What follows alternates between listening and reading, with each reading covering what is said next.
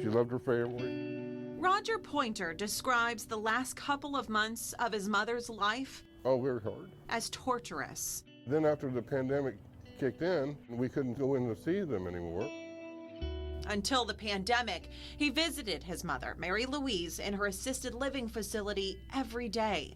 She was falling because of old age and she was wheelchair bound, basically.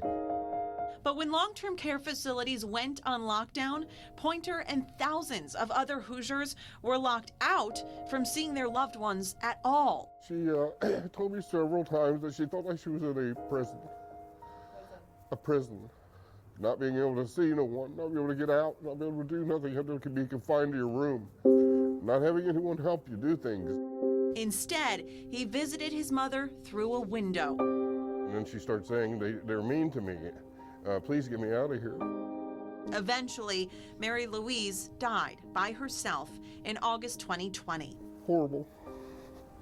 Pointer called the CBS 4 problem solvers, as did several other people, desperate to talk to anyone who would listen, each claiming they were concerned. What's your biggest concern? Neglect, abuse, it is. It's happening. It's happening more than you think. Data shows in most states across the Midwest, abuse and neglect allegations at long-term care facilities were down.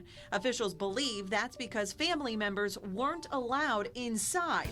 But here in Indiana, the Attorney General's office claims there is a stark difference. A lot of people are very concerned about loved ones. Matthew Whitmire is with the Consumer Complaint Division.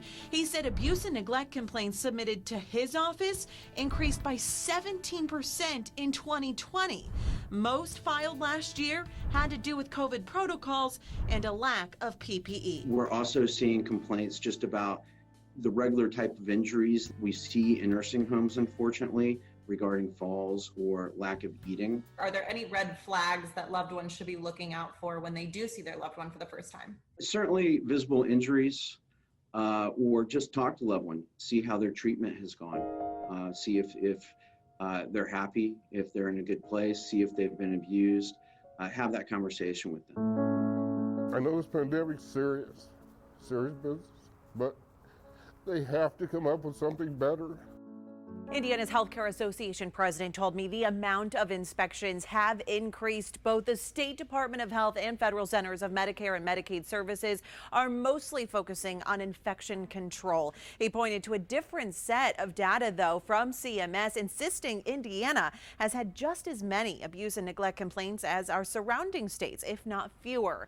Still, even according to that agency, Indiana had the third highest amount of complaints filed across the Midwest in both 2019 and 2020. In the newsroom, I'm Angela Brower, CBS 4 News.